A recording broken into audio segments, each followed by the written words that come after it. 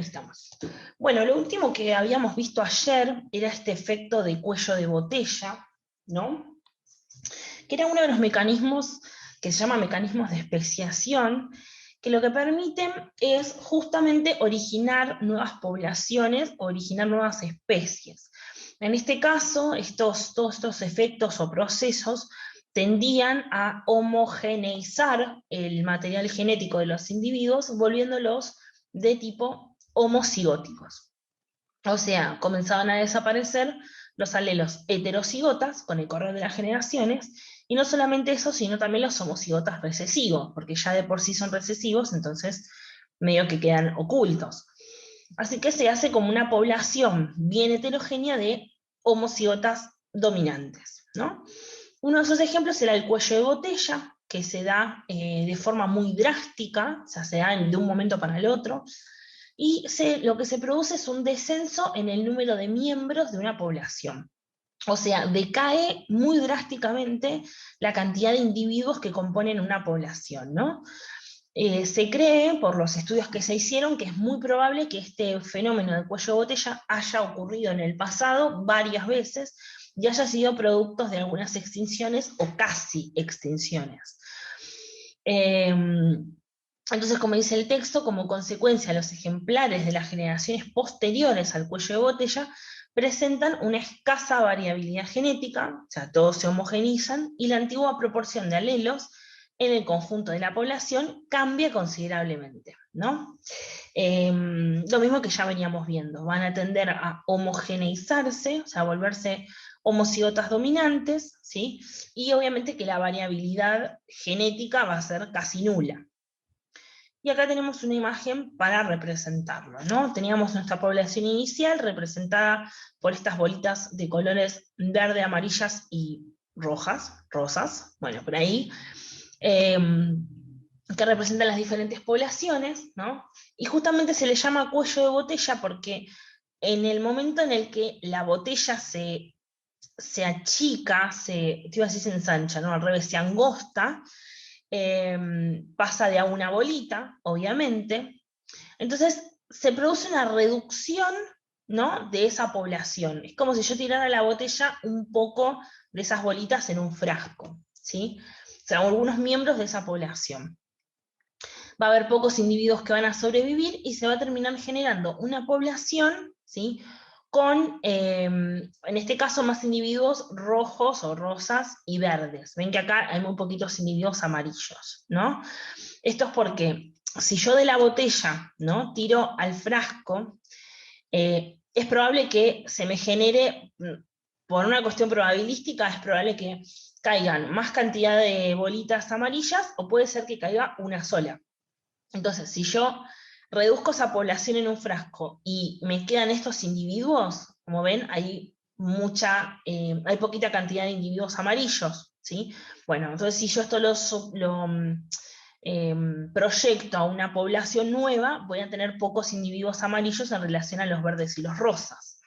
Es por una cuestión probabilística, porque si tengo más acá, más individuos amarillos, y yo reduzco la población, va a haber más cantidad de bolitas amarillas que caigan en esa reducción. Entonces me van a quedar menos cantidad de los que sobreviven. ¿Se entiende? Más o menos. O sea, si tengo muchos individuos de una población y empiezo a reducir esa población, los que más se van a ver reducidos son esos individuos porque son mucha cantidad, ¿no? Entonces me va a terminar quedando una población en donde los individuos que eran mucha cantidad van a terminar siendo muy pocos, ¿no? Y ahí es donde después se proyecta, esos individuos se van a reproducir y van a quedar en menor medida. Por eso se llama cuello de botella, ¿no? Por este estrechamiento que se da eh, orientado a una sola población, pero estamos hablando de varias poblaciones, ¿no? Más o menos se entendió la idea general. Medio complicado, pero bueno. Sí, se entendió. Ok. Bien. Entonces, otro efecto, otro fenómeno, otro proceso que tiene que ver con la especiación, es el llamado efecto fundador. En este efecto fundador, dice el texto, o sea, se le llama efecto fundador a las consecuencias que derivan de la formación de una nueva población de individuos a partir de un número muy reducido de estos. Es decir, un número muy reducido de individuos migra hacia otro lugar y a partir de ahí se comienza a formar una nueva población, ¿sí? A eso se llama efecto fundador. Fundador porque de esa migración funda una nueva población. Para los miembros de esta población es como si el resto de los individuos de su especie hubiesen desaparecido. O sea, claro, yo migro, ¿no? Yo soy un animal o una planta y migro hacia otro lugar, ¿sí? En donde quizás había escasas especies o escasas,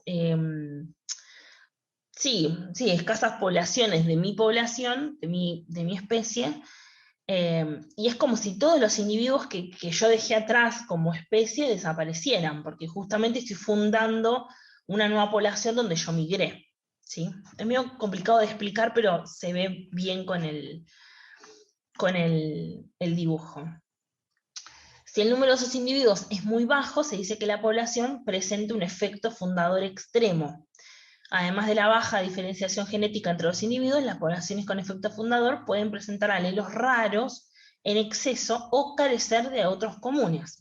O sea, yo tengo una población inicial, ¿no? Acá tengo bolitas verdes y rojas. Entonces, yo agarro y una porción de esos individuos migra hacia otro lugar, hacia otro territorio, ¿sí? Ese es el efecto fundador. Claro, al correr las generaciones, obviamente se van a seguir reproduciendo, pero la tendencia en todos estos procesos es que se homogeneice, ¿no? Lo vimos. Bueno, entonces se va a tender a que haya más individuos de una población cuyos genes sean homocigotas dominantes, ¿sí? Entonces, al final de cuentas, con el correr de las generaciones, van a quedar individuos de una sola, de un solo tipo genético, ¿ok? A eso hace referencia este dibujito. O puede pasar lo opuesto, porque acá tenemos dos colores, ¿sí? Son dos pools genéticos distintos. Bueno, puede pasar lo opuesto, ¿no? Con el correr de las generaciones, en este caso el color verde va dejándose de lado, ya sea porque era recesivo o porque era heterocígota, y terminan generándose todos individuos de color rojo, ¿no? Siempre todos estos mecanismos, todos, tienden a que los organismos sean homocigotas dominantes, ¿no? Eso como tal cual lo vimos antes. Todos tienden a eso. Así que siempre pensemos que en todo momento, ¿no? Ya sea cual sea el efecto o el proceso que se dé, todos van a tender hacia lo mismo, ¿sí? ¿Dudas con este? ¿Más o menos se entendió? Sí, sí, sí, entendí. Ok. Bueno. Ok. Hay otros mecanismos distintos, pero bueno, por una cuestión de tiempo no lo podemos exponer. Estos quizás son los más conocidos, los que más se estudian en genética, y son también los que más ocurren en la naturaleza. Entonces los mencionamos por eso. Habíamos dicho que estos mecanismos permitían, o estos efectos permitían que se generen nuevas especies.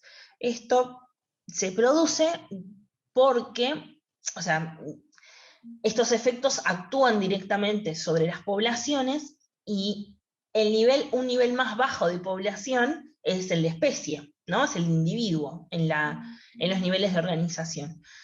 Entonces, si yo actúo directamente sobre una población, estoy actuando directamente sobre cada uno de los individuos que representa esa población, que conforman esa población.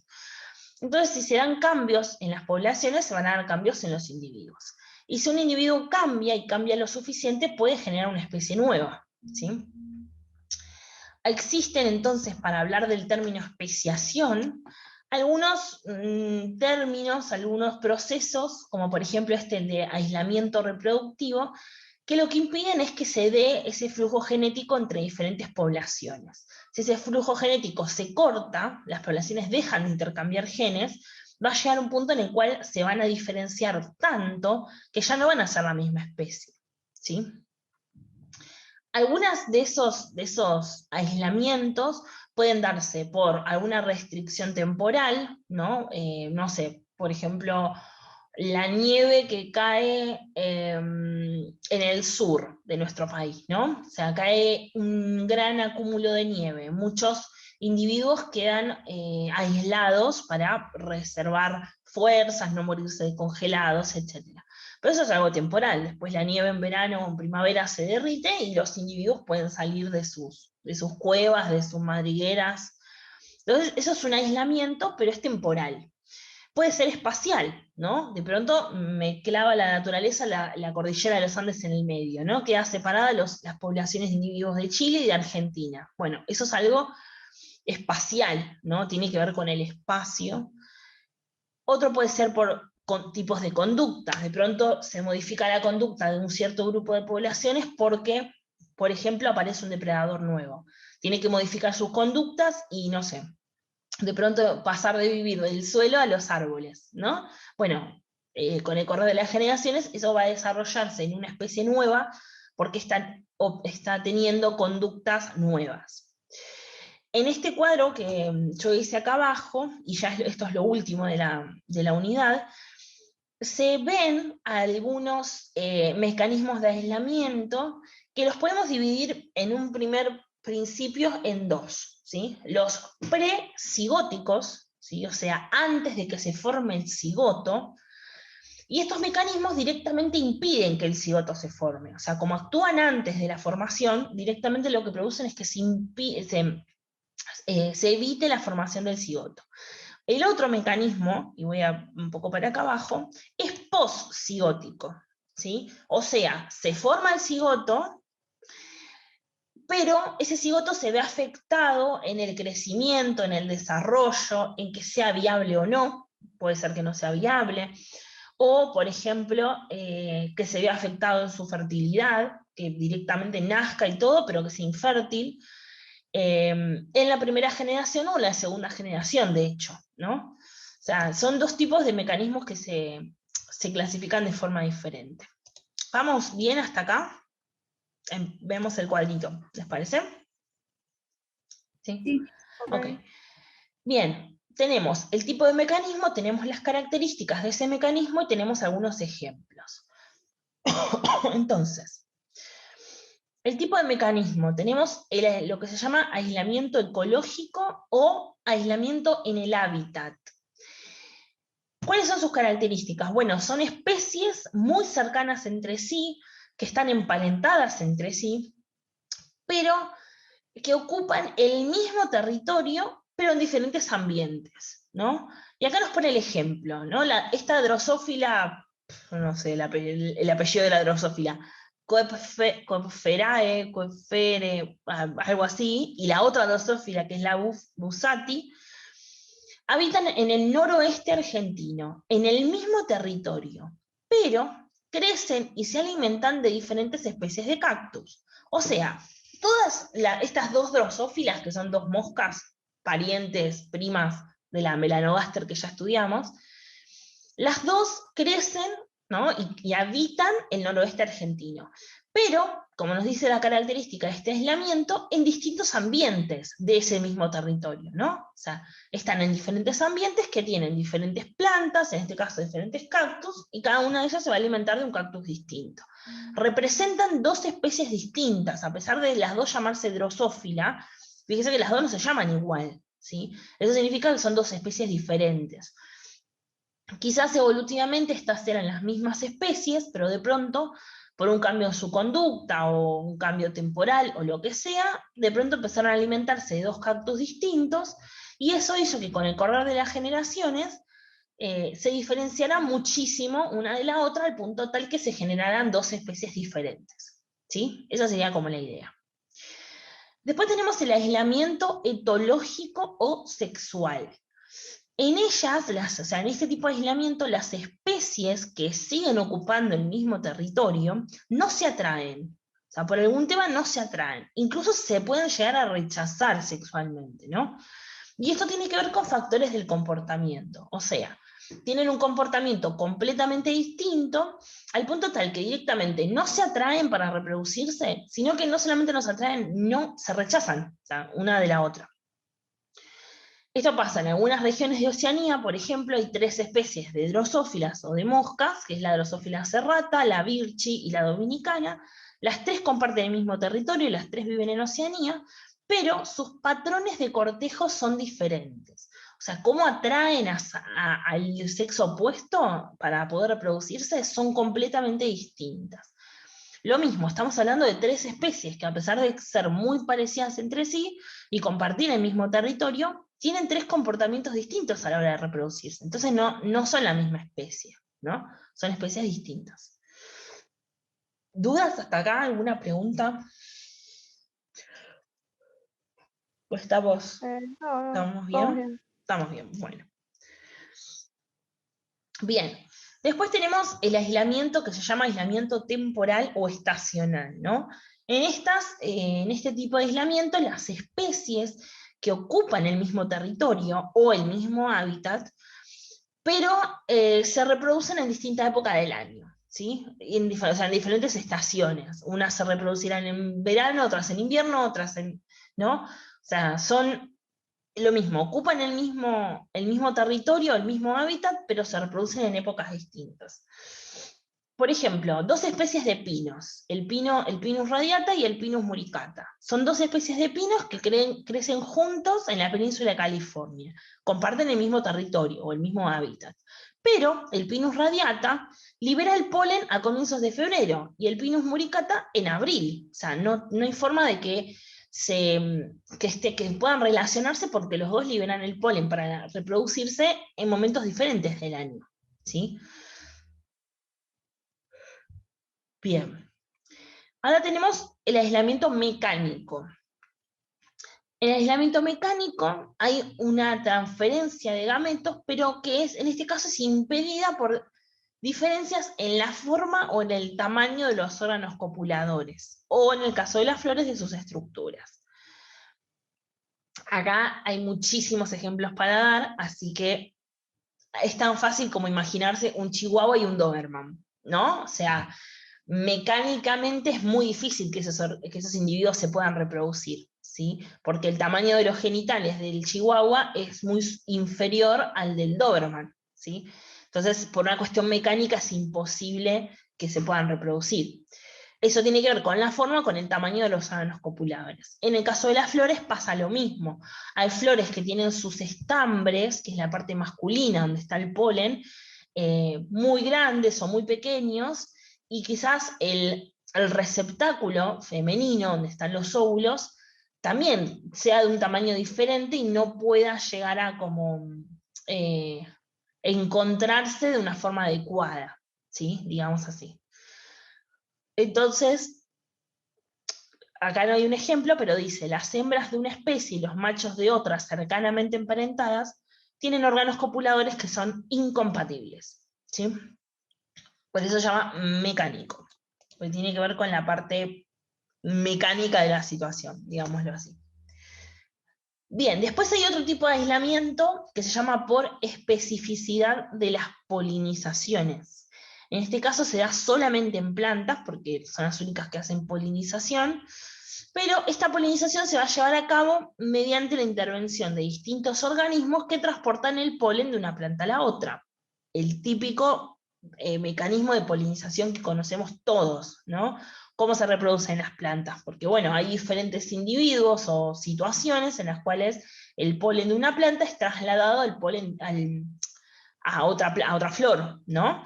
Ya sea porque lo lleva una abeja u otro insecto, por el viento, ¿sí? Ok. Perdón. Por ejemplo, la salvia apiana y la salvia melífera, que son 2 tipos de salvia diferentes, viven las 2 en California. Se diferencian por sus estructuras florales, ¿no? Sus flores son completamente distintas una de la otra, a pesar de estar bien emparentadas. Los insectos polinizadores que intervienen en la fecundación de cada una, obviamente que son diferentes, ¿no? Quizás una de las flores de la salvia es muy pequeña y una abeja no pueda ir a polinizarla, tendría que ir un insecto más pequeño, no sé, una vaquita de San Antonio, por ejemplo, y la otra flor quizás es demasiado grande y la vaquita de San Antonio no se perdería o quedaría atrapada, entonces directamente va a otro tipo de polinizador. Igualmente así, como la abeja visitaría las mismas flores todo el tiempo, porque las otras son muy pequeñas y no podría entrar. Esas flores se polinizarían entre ellas, gracias a la abeja, y lo mismo pasaría con la vaquita de San Antonio, visitaría siempre las mismas flores de salvia y se polinizaría entre ellas, ¿no? A eso hace referencia con especificidad de las polinizaciones. Hay en este caso un individuo que es un polinizador muy específico para cada flor, ¿no? Para cada especie. Y obviamente que solo va a ir a esas flores de esas especies, ¿sí? Después tenemos el aislamiento gamético. El aislamiento gamético se produce cuando en los organismos de fecundación externa los espermatozoides y los óvulos no se unen en cruzas interespecíficas, porque poseen distintas sustancias químicas de atracción. Esto se da principalmente en organismos marinos, que son los que tienen fecundación externa. Cuando hablamos de fecundación externa, hablamos de que liberan sus gametas al agua, ¿sí? Ya sea al mar. Por lo general, las aguas dulces, bueno, puede ser también, hay algunos casos, pero por lo general se da en el mar, liberan las gametas, los óvulos y los espermatozoides al agua. Y estos óvulos y espermatozoides se unen en el agua, ¿sí? No hay otro mecanismo. Se unen porque tienen un cierto reconocimiento químico entre ellos, ¿no? Pero en este caso, este aislamiento gamético representa que esos individuos no puedan, o sea, que los individuos que tienen esa fecundación externa no puedan unir sus gametas una vez que son liberadas, ¿no? Esa parte química, sustancia química, que las logra unir, las logra acercar, falla, ¿no? O sea, o directamente, sí, poseen diferentes o fallan. Por ejemplo, algunos animales marinos, como las ostras o los erizos de mar, liberan sus gametos al medio donde podrían fertilizarse con otros gametos de otras especies. Sin embargo, esto no ocurre debido a la existencia de barreras químicas interespecíficas. O sea, en un arrecife de coral hay varias especies de ostras o varias especies de erizos de mar, y en una determinada época liberan los gametos al agua. ¿Pero por qué del erizo de mar especie número 1 no se une con el erizo de mar especie número 2? Bueno, porque las sustancias químicas del erizo número 1, de la especie número 1, se unirá solo con las del 1 porque tienen sustancias químicas que se atraen entre ellas, ¿sí? Que no será la misma que para atraerse con la número 2. Entonces, químicamente son incompatibles, solo se pueden unir entre ellos, entre los de la propia especie.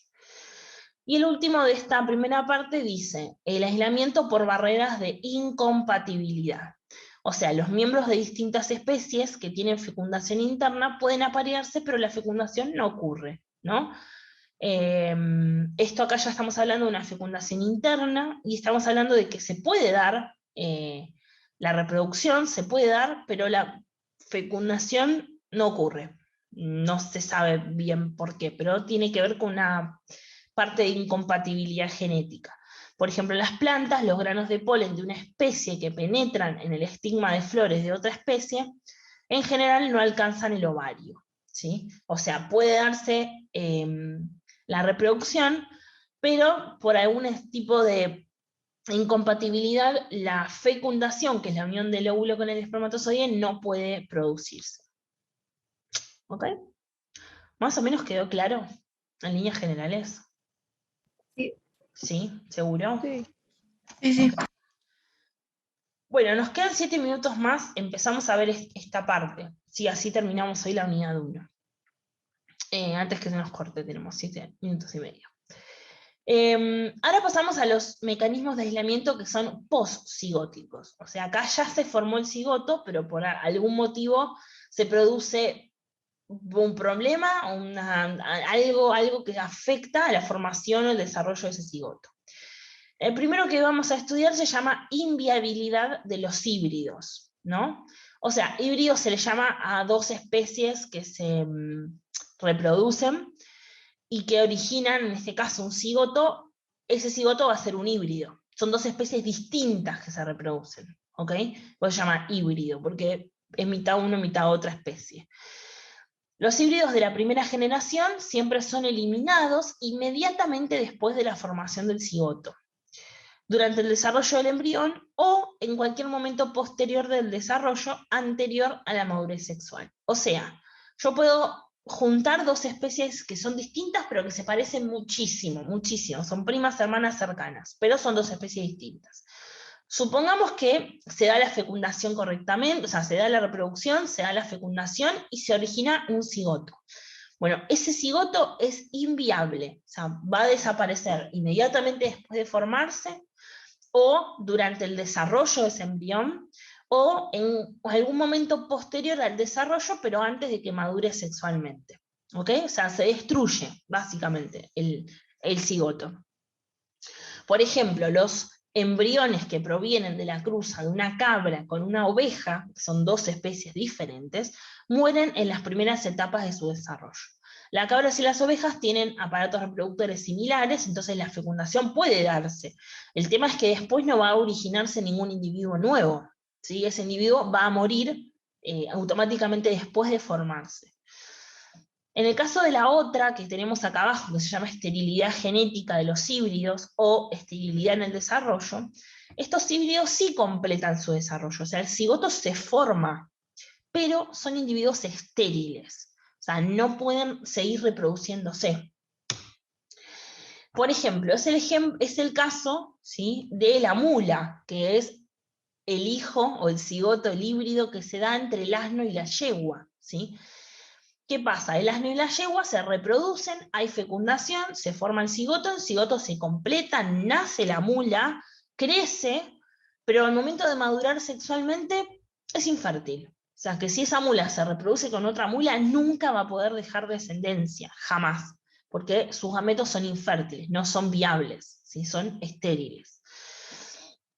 Bien, puede ser porque pase lo de que las gónadas no se desarrollan, o sea, sus órganos sexuales externos no se desarrollan, los testículos o los ovarios, en el caso de las hembras, no se desarrollan correctamente o directamente está afectado, en algunos casos, las gametas, los óvulos y los espermatozoides. Pero igual sea el caso, son estériles, 100%.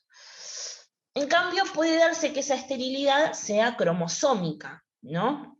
Este tiene que ver con la segunda ley de Mendel, de la ley de la segregación, en este caso, segregación de los híbridos, ¿no? Es decir, esos híbridos, esos cigotos, completan todo su desarrollo, pero son total o parcialmente estériles, muy parecido al de arriba. Esto puede ser por el número o la estructura de los cromosomas, ya sea cuando se da el apareamiento meiótico, ¿sí? Que por lo general ocurre durante ese momento. Entonces, por ejemplo, se originan gametos que tienen duplicaciones o deficiencias de los cromosomas. Acá arriba, en el ejemplo este de la mula, sus cromosomas son ok, todos tienen el número que deberían y la forma que deberían, ¿no? Tiene más que ver con otra cuestión de esterilidad. Pero en este caso, que es bastante parecido, el tema está en esos cromosomas, que no son ni la cantidad adecuada ni la estructura adecuada, ¿sí? Pero sea cual sea, cualquiera de esos dos casos, originan organismos que no son, o sea, que son estériles, que no son fértiles, o son parcialmente estériles. Por ejemplo, el rabanito, el que hacemos en la ensalada, el rábano común, y la col, que vendría a ser, en nuestro caso sería como un repollo, una cosa así, tienen 18 cromosomas en su genotipo. Cada una de sus células tiene 18 cromosomas. Cuando se cruzan ambas especies, se obtiene un híbrido de 18 cromosomas, lógicamente. Pero los dos genomas que lo conforman son incompatibles en el momento de la meiosis. O sea, puede originarse el cigoto nace, todo perfecto, se desarrolla, pero al momento de realizar meiosis sus células son incompatibles, no puede realizar la meiosis. Entonces, la distribución de los cromosomas durante este proceso del azar y los gametos resultantes presentan entre 6 y 12 cromosomas, no 18 como deberían, ¿sí? Entonces los gametos no se forman y las plantas híbridas resultan estériles. ¿Ok?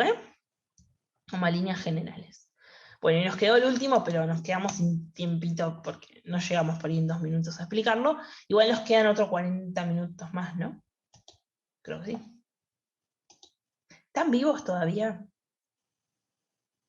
Sí, Vamos sí, entonces profe. a terminar la unidad 1. Ahí está. Bueno, nos quedaba ¿no? El deterioro de la segunda generación híbrida. Porque acá habíamos hablado de que, por lo general, en los híbridos de la primera generación, ¿sí? Eran los que se veían afectados. Pero hay algunos híbridos que pueden sobreponerse a esta primera generación, pero ya hacia la segunda generación, ahí es donde se ve la falla, digamos, ¿no? Entonces, dice el texto, los híbridos de la primera generación pueden ser fértiles, pero su descendencia presenta una reducción o incluso una pérdida total de la viabilidad o de la fertilidad. O sea, los primeros individuos que nacen en la primera generación, está todo ok, son fértiles, buenísimos, se siguen reproduciendo entre sí, pero al momento de originar la segunda generación, nacen perfecto, pero son todos estériles. ¿Por qué? Bueno, porque se pierde toda la totalidad de esa fertilidad o parcialmente, ¿sí? Unos ejemplos se da con el algodón, ¿sí? Entre 3 especies de algodón, que ahí las tenemos mencionadas, se forman híbridos fértiles en la primera generación, pero en la segunda generación se producen plantas mucho más débiles o directamente no se generan híbridos.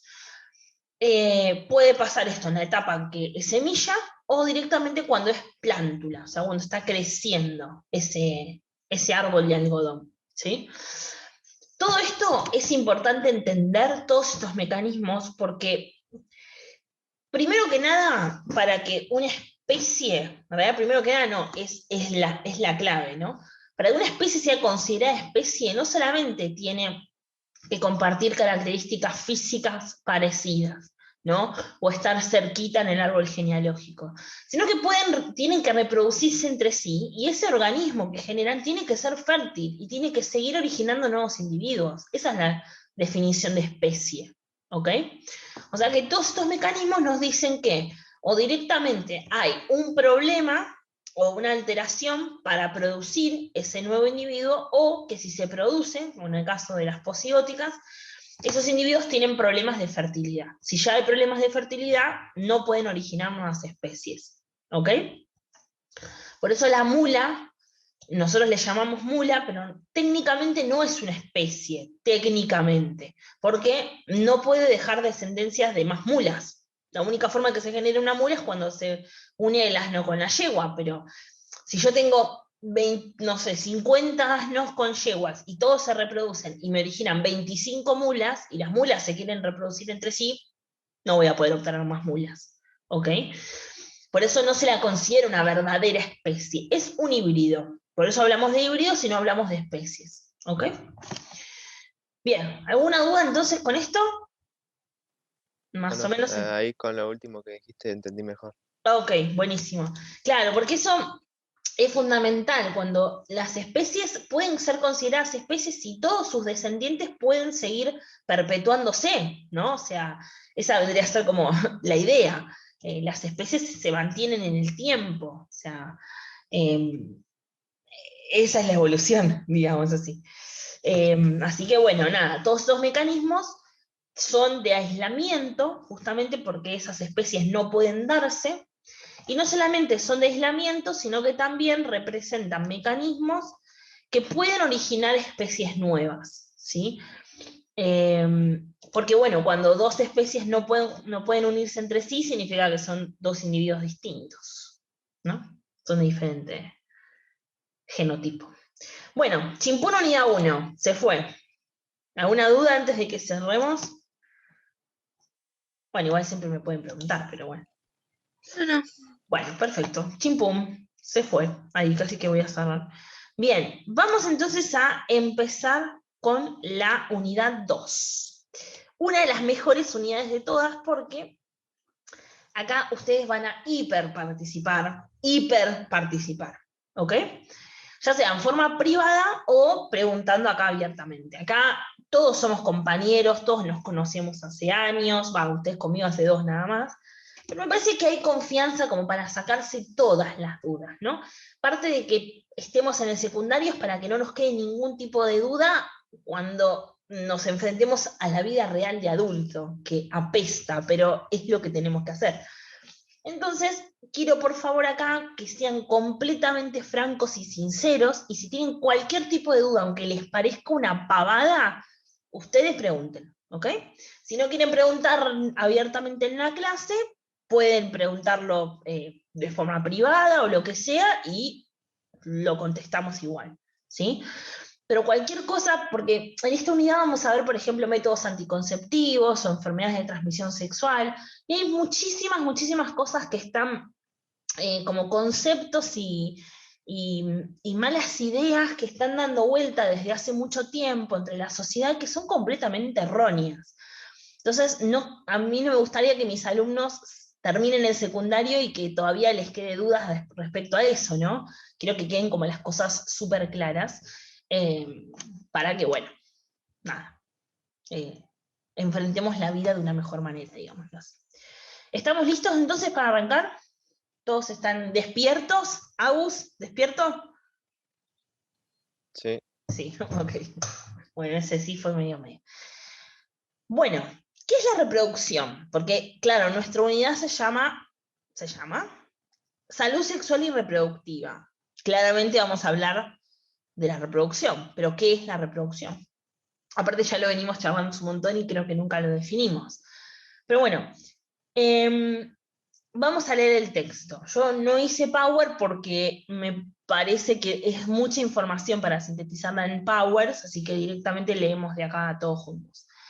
Bien, una vez que surgen las primeras células, también quedaron definidas las propiedades fundamentales de la vida. Lógico, ¿no? Ya sabemos que la célula es un ser vivo, y una vez que surgió en la vida de la Tierra, según la ciencia, ya podemos definir las características de los seres vivos. Bien, para que la especie pueda perpetuarse, acá tenemos lo que hablábamos antes, y transmitir sus genes, resulta fundamental la función de reproducción, que se define como la capacidad de los seres vivos preexistentes, ya sea unicelulares o pluricelulares, de originar nuevos individuos semejantes a ellos. Esto significa reproducción, ¿no? Es la capacidad que tienen los seres vivos, todos los seres vivos, ¿sí?, que ya existen, por eso dice preexistentes, de originar nuevos individuos muy parecidos a ellos. Obviamente no van a ser 100% igual porque el shade está que haya variabilidad genética, pero el tema es que sean muy parecidos, ¿sí?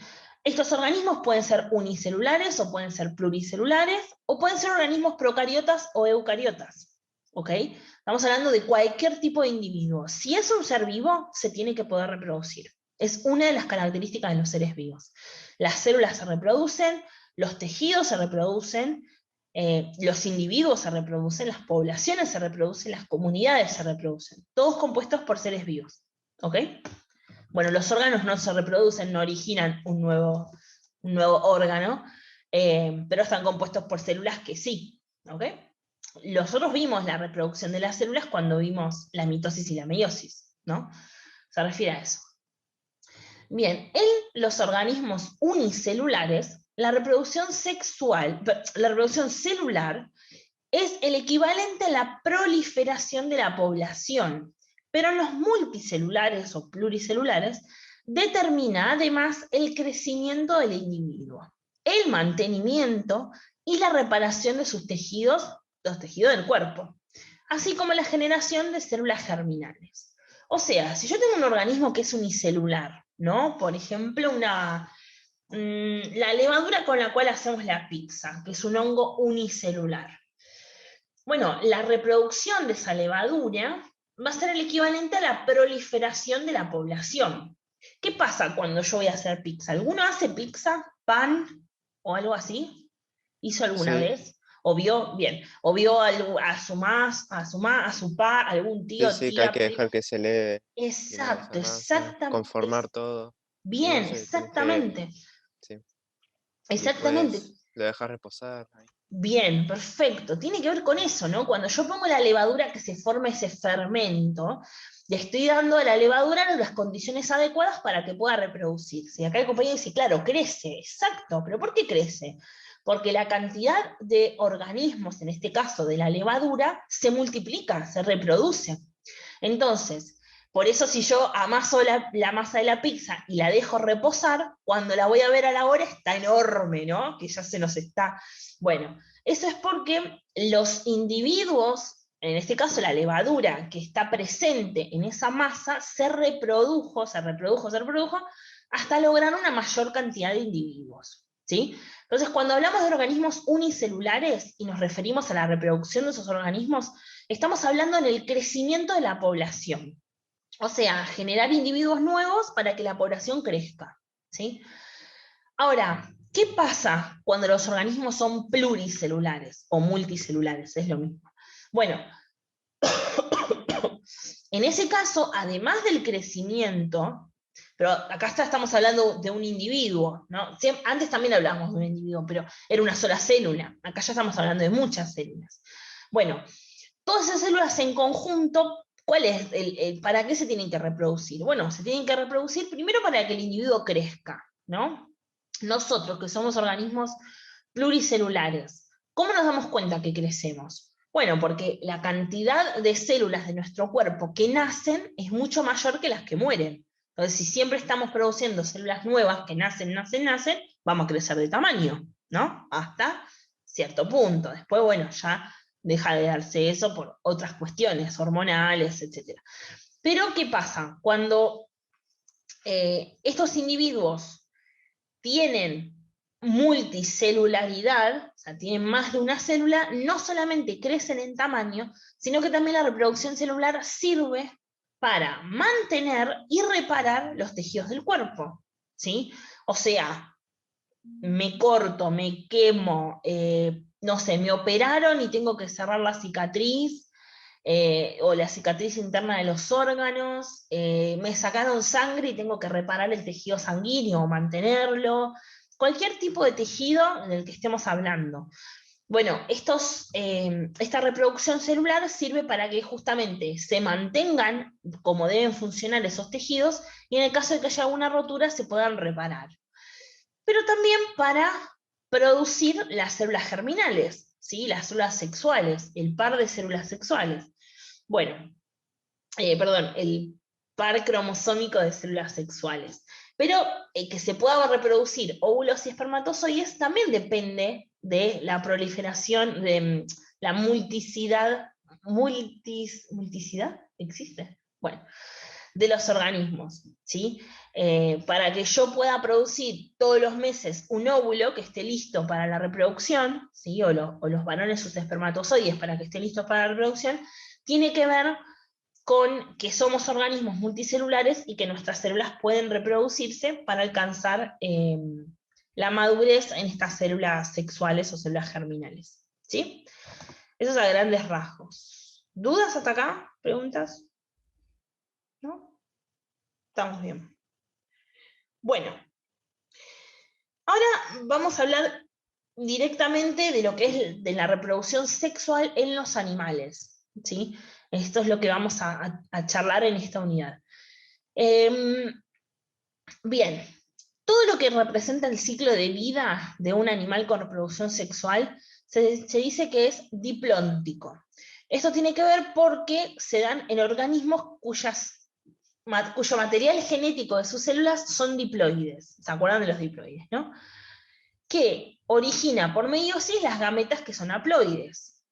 Nada, esto ya lo estuvimos charlando, más o menos, ¿no? Organismos que tienen células somáticas diploides y células gaméticas haploides con 46 y 23 cromosomas respectivamente. La fecundación, es decir, la unión, la fusión de esas gametas haploides, masculina y femenina, produce un cigoto, ¿sí? Un huevo nuevo, la primera célula de vida, que en este caso va a ser diploide. ¿Se acuerdan? Si teníamos 23 cromosomas de parte de la mamá y 23 cromosomas de parte del papá, ¿sí? Y se unen y se fusionan formando el huevo cigoto o cigota, voy a tener 46 cromosomas, o sea, va a ser una célula diploide, que va a constituirse por sucesivas mitosis de un nuevo organismo. O sea, esa célula va a sufrir mitosis, va a originar otras 2 células, ¿sí? Esas 2 células otras 2, otras 2, y otras 2, y otras 2. Así va a ir proliferándose hasta conformar un embrión, después un feto, después un bebé, y cuando el bebé ya nace, ¿no? Crecerá hasta ser un infante, no, un niño sería, un adolescente, un adulto, y después un anciano. Ahí ya cuando llegamos a adulto dejamos de crecer, digámoslo así, solo nos mantenemos y nos reparamos, pero bueno, durante todas esas etapas se produce la mitosis. Bien, la fase haploide está reducida por las gametas. O sea, la fase haploide solamente se van a dar en las gametas, que es la meiosis, ¿no? Que ya lo vimos. ¿Alguna duda hasta acá con este párrafo? Es más o menos lo que ya vimos en la otra unidad. ¿Seguimos? Sí. Ok. Bien, hablemos primero de la fecundación externa. Porque claro, ya medio que lo mencionamos. Hay 2 tipos de fecundaciones, la interna y la externa. Esto tiene que ver con los gametos, los óvulos y los espermatozoides. Si ese óvulo y ese espermatozoide se unen dentro del cuerpo de un individuo, estamos hablando de una fecundación interna, porque se da internamente. Si hablamos de que el óvulo y el espermatozoide se unen por fuera del cuerpo del individuo, es una fecundación externa. Como pasaba en, por ejemplo, Nemo, ¿no? O esos ejemplos que vimos antes, que las gametas, la de los erizos, la de las ostras, casi siempre se dan organismos marinos. Bien, en este caso mencionamos la fecundación externa, ¿no? Es característica de animales que viven en ambientes acuáticos, es decir, dentro del agua, como por ejemplo la gran mayoría de los peces y muchos invertebrados, ¿sí? Todos los caracoles, las medusas, las esponjas, que son invertebrados, pero no son peces, obviamente. Todos los grupos de caracoles, los grupos de poliquetos, ¿se acuerdan todos esos grupos raros que vimos el año pasado? Bueno, todos esos individuos invertebrados que viven en el agua, ya sea marina o agua dulce, como ríos, lagos, lagunas, tienen este tipo de reproducción. Se ve mucho mejor y más evidenciado en organismos marinos, pero también se dan en la mayoría de los de agua dulce. Bien. Puede ser que vivan directamente dentro del agua o que vivan cerca del agua, ¿sí? Como por ejemplo la mayoría de los anfibios, cuyo nombre indica anfi, ambos, y bio, de bios, es vida, ¿sí? O sea, una vida dual, digamos, como que está en ambos ambientes. Porque los anfibios pasan una parte de su vida dentro del agua y una parte de su vida fuera del agua. Pero no son completamente independientes, ¿no? Necesitan, por ejemplo, para reproducirse, acercarse al agua, ¿sí? O sea, meterse dentro del agua. Ahí liberan sus gametas y sus gametas dentro del agua se van a reconocer para darse la fecundación. Bien. En el medio acuático, ¿sí? En el agua, los machos van a liberar sus espermatozoides y las hembras van a liberar sus óvulos. En el caso de las hembras, a menudo, este proceso se llama desove. Puede ser que lo hayan escuchado este término, ¿no? O sea, cuando está desovando es cuando está liberando sus óvulos. En la naturaleza tenemos que entender que de las 2 gametas que hay, la que más importa son los óvulos. Perdón muchachos, pero es la realidad. O sea, los óvulos lo es todo, porque es ahí en donde se va a originar el nuevo individuo. Y además suelen ser mucho más escasos que los espermatozoides. O sea, que son más preciados, son más, ¿no? My precious. O sea, es tal cual. Bueno, ¿qué pasa? Se liberan los óvulos y se liberan los espermatozoides. Entonces, el movimiento propio del agua, más la unión química que hay entre ellos, va a producir que estos gametos se acerquen, se reconozcan y se fecunden, ¿sí? O sea, que que el espermatozoide ingrese al óvulo. Dentro del agua, ¿sí? Fuera del cuerpo de la hembra. Eso significaba que sea externa. Pero los espermatozoides y los óvulos tienen una vida relativamente corta, duran, dependiendo de las especies, algunas horas o hasta algunos días, pero nada, es como muy poquito tiempo. Entonces, los animales tienen que sincronizar la liberación de las gametas, o sea, tienen que reconocer que es el momento adecuado para liberar sus gametas, porque imagínense que yo soy un pez y libero mis óvulos en un momento, y no hay espermatozoides liberados. Chao, perdí mis óvulos. O sea, económicamente no me sirve para nada. Yo quiero economizar energía, quiero economizar materiales para funcionar mi cuerpo, y si ya le dediqué para producir óvulos, encima lo libero en otro momento que no es, chao, los perdí para siempre, ¿no?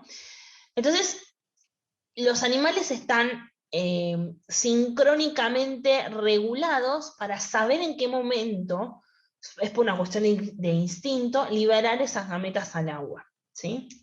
Ya sea en el momento adecuado y en el lugar adecuado. Si yo soy un pez y lo libero en Mar del Plata, mis espermatozoides, y espero que esos espermatozoides se unan con mi especie que libera sus óvulos en Ushuaia, y estamos complicados, ¿no? Como que hay kilómetros ahí en el medio que no van a llegar, no van a durar, ¿sí? Así que tienen que estar sincronizados temporal y espacialmente. Si eso sucede y las condiciones son adecuadas y se reconocen y etcétera, hay unión entre las gametas, hay fecundación externa. A veces dicha sincronización depende de señales químicas llamadas feromonas, o sea, me puedo reconocer con mi pareja gamética, ¿no? mi otra mitad, mi media naranja, por señales químicas que se llaman feromonas. Por ejemplo, se dan en algunos peces. Parece que no, pero abajo del agua también hay señales olfativas. Las feromonas son señales olfativas, ¿sí? Créanlo o no, y agárrense la silla porque este dato, nada, terrible. Eso pasa en todos los individuos, en la gran mayoría. Muchos individuos se reconocen por señales olfativas. Por ejemplo, en el caso de los seres humanos, los perfumes de muy buena calidad, pero estamos hablando de perfumes que salen, no sé, 10.000 pesos o algo así, imposible para simples mortales como nosotros comprarlos, están hechos con un derivado de las feromonas humanas. Por eso no solamente son más caros, sino que también atraen al sexo opuesto. ¿Ok? Así que, ojo cuando compren un nuevo perfume. Pero, por ejemplo, el aroma que le ponen al desodorante Axe, no sé si lo ubican, está hecho a base de feromonas. Por eso es como que a las mujeres le produce como algo más irresistible, es porque está reaccionando a ese derivado de esa feromona. ¿Sí? Y ya veo que todos los chicos van a comprar Axe. Bueno, bien.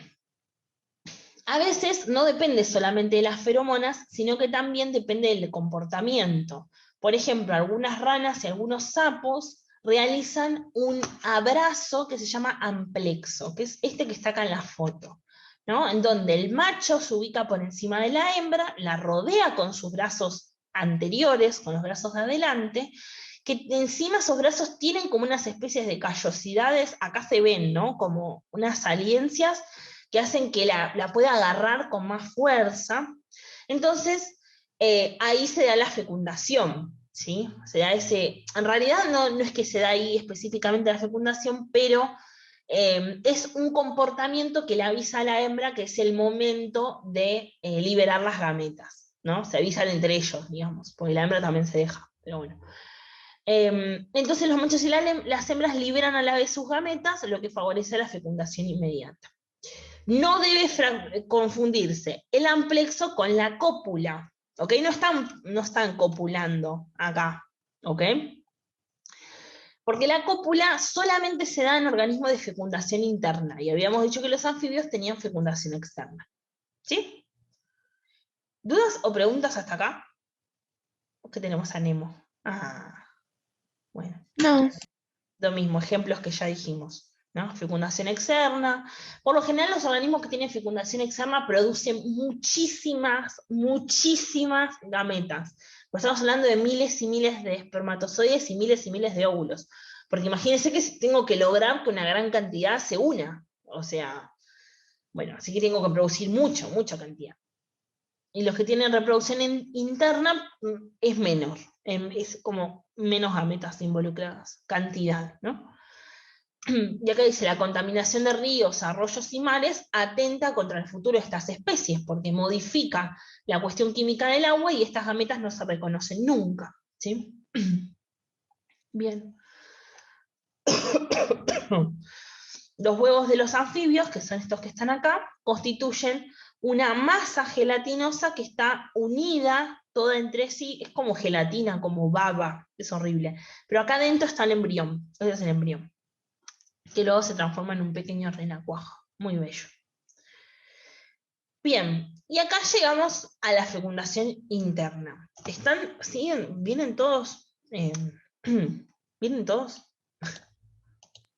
Sí. ¿Sí? Bueno. Bien, fecundación interna. Obviamente es lo opuesto a la fecundación externa, cuac, sí, perfecto, qué graciosa. Obviamente ocurre en el interior del cuerpo de la hembra, y en este caso los espermatozoides son introducidos dentro del cuerpo de la hembra, lo que aumenta la probabilidad de que se unan con los óvulos, ¿no? Por eso de que hablamos, hay muchas cosas, muchos factores que pueden salir mal cuando se liberan al agua, ¿sí? Por esto de la contaminación, puede ser un cambio en el pH del agua, un cambio en la temperatura, un cambio en la presión, todo eso hace que las células mueran. Pero en cambio, cuando yo estoy liberando los espermatozoides directamente dentro del cuerpo de la hembra, ya le estoy brindando no solamente un ambiente propicio, sino que me estoy asegurando de que en algún momento llegue a encontrarse con el óvulo, ¿sí? Esta estrategia permitió a ciertos animales conquistar ambientes lejanos al medio acuático, por lo que representa un importante avance evolutivo. Claro, me estoy alejando del agua, significa que puedo conquistar otros espacios geográficos, ¿sí? Que no estén cercanos al agua, y esto lo puedo lograr porque mi descendencia la voy a poder tener fuera del agua. No necesito depender del agua para reproducirme, ¿no? A eso se refiere con avances evolutivos. Posteriormente, muchos animales terrestres colonizaron ambientes acuáticos a los cuales se adaptaron, pero no perdieron la fecundación interna. O sea, que se cree que evolutivamente muchos animales dejaron de tener contacto con el agua para poder salir del agua y tener una fecundación interna, ¿sí?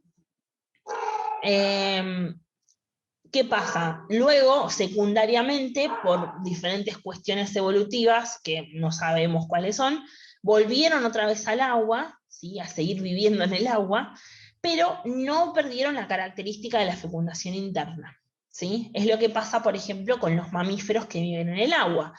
Las ballenas, los delfines, son mamíferos, viven en el agua, tienen fecundación interna, ¿sí? Pero viven en el agua, no largan sus gametas. Bien, último párrafo y lo dejamos acá. Dice, antes de la fecundación ocurre el acoplamiento entre el macho y la hembra llamado cópula. Es decir, el macho introduce dentro del cuerpo de la hembra su órgano sexual copulador que libera los espermatozoides. Si nosotros pensamos en el ser humano, tenemos que decir que es el pene, pero no todos los individuos tienen un pene parecido al del ser humano, ¿sí? Tendrán otros órganos copuladores, similares o no, pero son el órgano copulador de esa especie. Justamente la cópula se llama así porque el macho introduce ese órgano copulador dentro del cuerpo de la hembra y ahí es donde libera los espermatozoides. Eso no es reproducción y tampoco es fecundación, es cópula, ¿ok? Acá hay varios términos que no son lo mismo. La cópula es este proceso mecánico. La fecundación es un proceso químico que une el espermatozoide con el óvulo, ¿sí? Y la reproducción es toda esta capacidad de dejar descendientes, ¿sí? Fértiles que conforman las diferentes especies. No son lo mismo los tres términos. Bien, el depósito de estas gametas masculinas no garantiza por sí mismo la fecundación. Puede ser que haya cópula, puede ser que se liberen los espermatozoides dentro del cuerpo de la hembra, pero que no haya fecundación, que nunca se une con el óvulo, ¿sí? Para que esto ocurra, los óvulos maduros deben liberarse en el aparato reproductor femenino, lo que sucede en un tiempo limitado. Es decir, para que puedan unirse el óvulo con el espermatozoide, tiene que ser algo coordinado o sincronizado, como vimos en la reproducción externa, pero en este caso se tiene que sincronizar dentro del cuerpo de la hembra. La hembra tiene que liberar ese óvulo dentro de su cuerpo para que llegue a unirse con el espermatozoide. Este proceso en el cual se libera el óvulo se llama ovulación. Si bien los machos producen numerosos espermatozoides, solo uno se une con cada óvulo. Uno solo se une con el óvulo. Un óvulo, un espermatozoide. Eso sería lo estipulado normal, digamos. Hay excepciones. Esta estrategia garantiza que se produzca la fecundación interna, sí o sí. ¿Ok? Y nos quedamos acá. ¿Ok? ¿Alguna duda, alguna pregunta?